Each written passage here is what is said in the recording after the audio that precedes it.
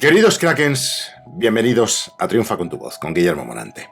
En este podcast que tengo preparado y que es un poco la continuación del vídeo que yo he colgado en todas las redes sociales, sobre todo el vídeo de YouTube, quiero explicarte, trabajando de forma práctica, en qué consiste el uso de las pausas. Que tienen varios objetivos, tienen varios propósitos, pero fundamentalmente dos, como yo bien explico en mi libro y como muchos de mis alumnos, clientes y lectores me preguntan. Oye, lo de las pausas, Guillermo, es un tema que nos tiene absolutamente asombrado, ¿no? Asombrados. ¿Por qué? Porque tanto en la lectura como en la escritura, la vida es un ritmo. La vida es un ritmo. Ahora termino la disertación y ese ejemplo. La vida es un ritmo y hay que entenderlo como tal. El que no entiende que la vida es un ritmo no llega a controlarla.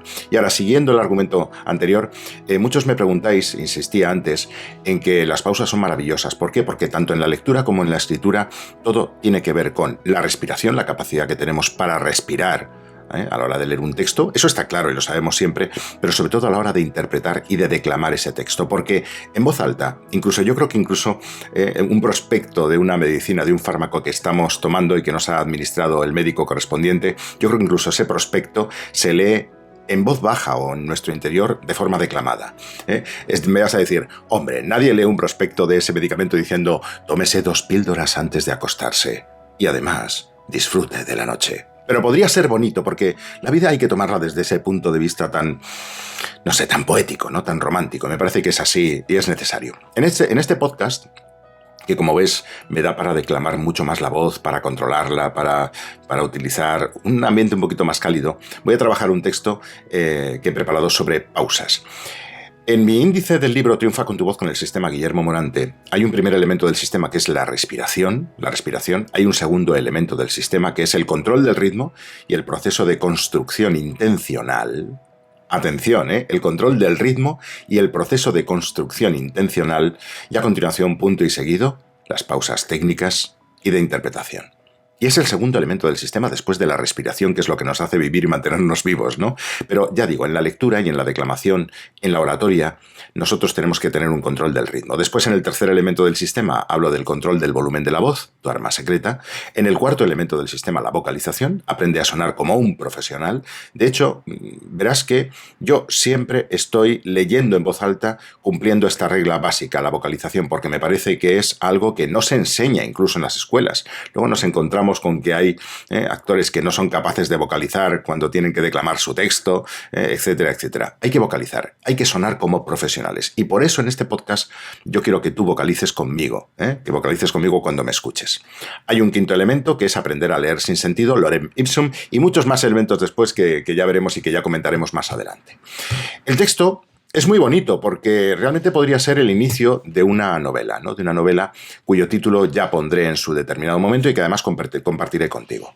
Pero en este documento, como digo, que he titulado El control de las pausas en la escritura y en la lectura, hay un primer párrafo que es el que yo he utilizado en el vídeo corto.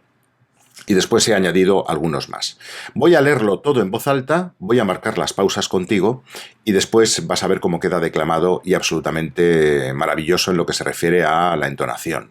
Respiraremos, conseguiremos respirar, no nos quedaremos sin aire, que aunque parezca mentira, es uno de los grandes hándicaps de muchas personas. El hecho de decir, Guillermo, yo es que cuando leo un texto en voz alta, ya ni siquiera declamar una poesía o hacer un doblaje, me quedo sin aire. Yo he tenido muchos alumnos que adolecen de esa capacidad de controlar la respiración. Y sin respirar, aparte de morirnos, lógicamente, sin respirar adecuadamente en la lectura de los textos, no es posible imprimirles el sentido, la intención que nosotros deseamos. Y es que es así, no hay más. El texto es el siguiente. Voy a leerlo en voz alta, despacito, calmado, con un volumen medio, como ves.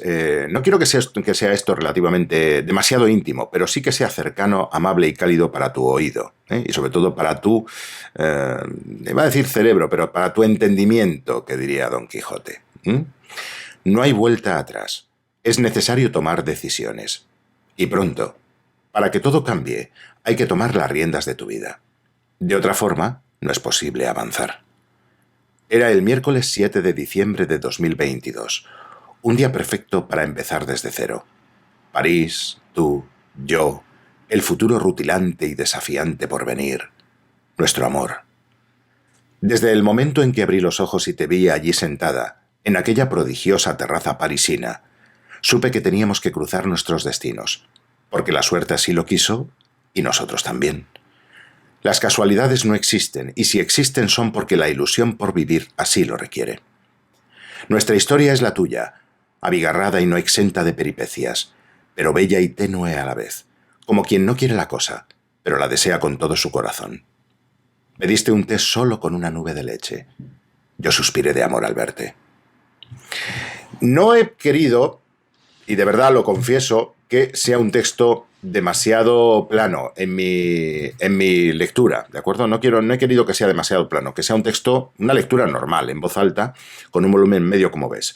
Pero sí me interesaba no hacer las pausas que luego van a aparecer en el texto, ¿de acuerdo? Y te las voy a mostrar.